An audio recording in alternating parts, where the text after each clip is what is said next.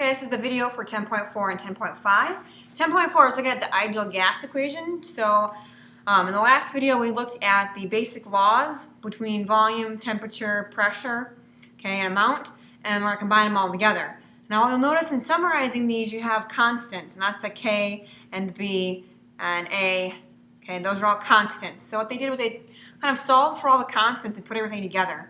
And when you put everything together, you end up with PV equals nRT. So we're kind of combining all three constants into one big constant.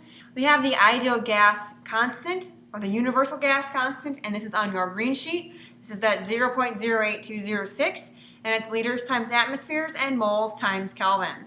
So do not think that those are new units. Those are units that are being combined together. An ideal gas is a hypothetical gas whose pressure, volume, and temperature behavior is completely described by the ideal gas equation, meaning it follows that gas law to a T.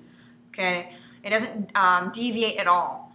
And there's our universal gas constant. We also have STP, which is standard temperature and pressure. That is 0 degrees Celsius, which is the same thing as 273 Kelvin, and 1 atmosphere. Again, our universal gas constant here tells us what units we need to plug into the PV equals nRT. You always need to have liters, atmospheres, moles, and Kelvin. If you don't have one of those units, you need to switch it before you use that in the ideal gas law.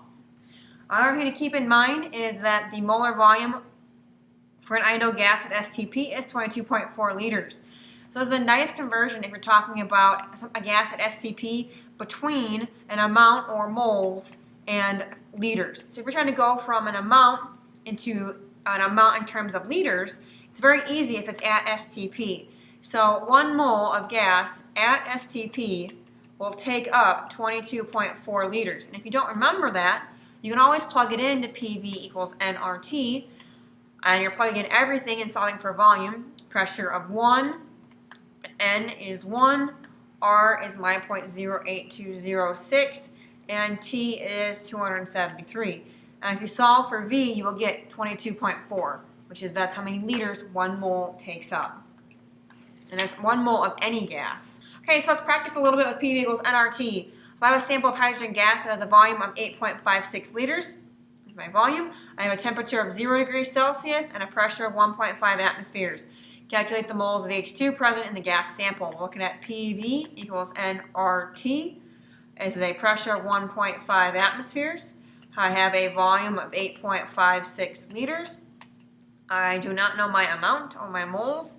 My R is 0.08206, and my T is 0, which is also the same thing as 273 Kelvin. You have to be in Kelvin. I have to be liters, atmospheres, moles, and Kelvin. So I'm going to divide, okay, and solve for your N, and my N is going to come out to be 0.57 moles of my gas. Go ahead and try the last one. When you get all done, you should get 1.99 atmospheres. Be careful here with the centimeters cubed. A centimeter cubed is the exact same thing as a milliliter. You have to convert your milliliters to liters. I need to convert grams to moles using my molar mass, so many grams per mole. I need to convert temperature into degrees Kelvin, or into Kelvin. Okay, 10.5, we're going to now include density and molar mass into our ideal gas law equation. This is another equation, or more options for using this equation with different things. So density, remember, is mass over volume. If you rearrange the ideal gas equation, which is PV equals nRT, okay, I'm going to get N over V, which is the same thing as mass per volume, which is my density. Okay, so density is pressure divided by RT. Well, density is not usually in moles, it's usually in grams. So you take your moles times your molar mass, which is the big M, and you get PM over RT. You can also arrange it to get M equals DRT over P. I tend to remember this one because to me it looks like dirt P. So molar mass is DRT over P. And again, it's another equation to use based on what you're given in the problem. So the molar mass of the atmosphere on the surface of Titan, which is Saturn's largest moon, is 28.6 grams per mole. The surface temperature is 95 Kelvin. My pressure is 1.6 atmospheres. If I assume ideal behavior, I'm going to calculate the density of Titan's atmosphere. So I can look at this a couple of ways. I can do molar mass is dRT over P, or I can rearrange a little bit and do density is PM over RT. They are the exact same thing. Doesn't matter, you'll get the same answer. So my molar mass is 28.6. My density is what I'm looking for. R is still the same ideal gas constant. Temperature is 95 Kelvin, which is really small. And my pressure is 1.6 atmospheres. If I rearrange and solve for my density, I should get 5.9 grams per liter. And it's per liter because my volume with the ideal gas law is always in liters. So in this problem, which is often one the AP test likes to give because there's lots of steps to it and it's lab-based.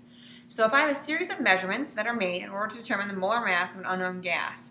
First, a large flask is evacuated and found to weigh 134.567 grams. It's then filled with the gas to a pressure of 735 torrs, 31 degrees Celsius, and it's reweighed. Its mass now is 137.456. Finally, the flask is filled with water, and it's found to weigh 1,067.9 grams. And here's the density of water. Assuming the ideal gas equation applies, calculate the molar mass of the unknown gas. So overall here, our main goal is to get this molar mass. And molar mass is dRT over P. Okay? R is pretty easy. R is a constant. Okay? By temperature I know 31 degrees for the entire problem. So that I'm going to know. Okay? My density and my pressure. Now there's the problem. Okay? It gives me the density of water, but it says nothing about the density of my gas. So I need to figure this out. And then I've got my pressure. Okay, well my pressure I also know in the problem. So density is the only thing we kind of have to figure out with all of these mass numbers they're giving us. Okay. Well, what I would probably do first is figure out exactly how much gas was put into this flask. So that's the first thing I'm going to do. Okay. Well, how do I figure out how much gas was put into the flask? Well, it was weighed to begin with, and then it was weighed after. So the difference should be the mass of my gas. So 137.456 grams minus 134.567 grams is going to be 2.889 grams, and that's of this unknown gas that I have. Okay, well, density, okay, if you think about density, density is so many grams per liter. So how am I going to get the volume here of my flask? Because I need to know how much space this gas is taking up. Okay, well that's a little bit more of a problem because they don't tell me the exact volume of the flask. All they tell me is that I filled it with water and we figured out how much it weighed. Well, if you fill it with water, I know the density of water. Okay, remember, density is mass over volume.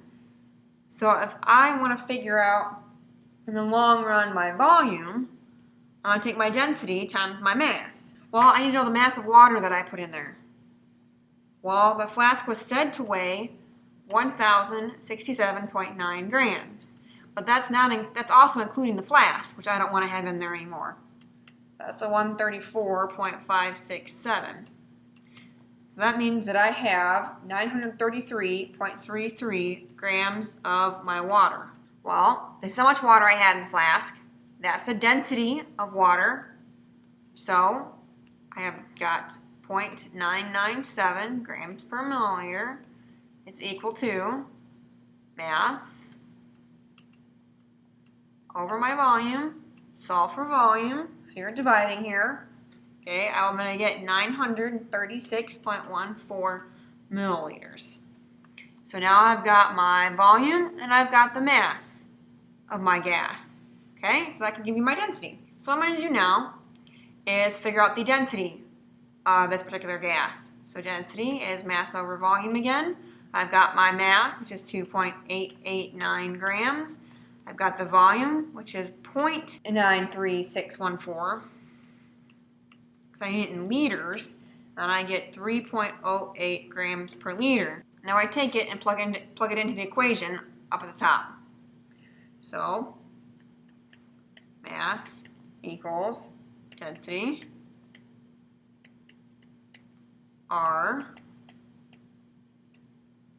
which is 31 plus 273, which is 304.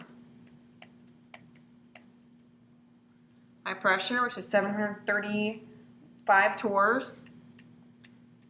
Gotta put that in atmospheres, divide by 760, and I'm gonna get my answer. It's gonna be 79.6 grams per mole. All right, the last thing we're gonna look at now is volumes of gases in chemical reactions. Okay, we're often faced with calculating the volumes of gases consumed or produced in a chemical reaction. And we're gonna use PV equals nRT to figure all this out. Now, some things that an ideal gas at STP, it's very easy. I'm going to use that 22.4. If it's not at STP, you have to do a little more work. Okay, in this problem here, it says that safety airbags in automobiles are inflated by a nitrogen gas, and they give me the equation, okay, with sodium azide. If an airbag has a volume of 36 liters, filled with nitrogen gas at a pressure of 1.15 atmospheres at a temperature, how many grams of NaN3 have to be decomposed to get out all of that stuff that I have? So I'm going to eventually know grams of NaN3. Well, I've got a problem here because they give me all this stuff about the gas and about N2. So the relationship between NaN3 and N2 is 2 NaN3s will form 3 nitrogens. Well, when you plug something into the ideal gas law, it has to be a gas. So I do PV equals nRT.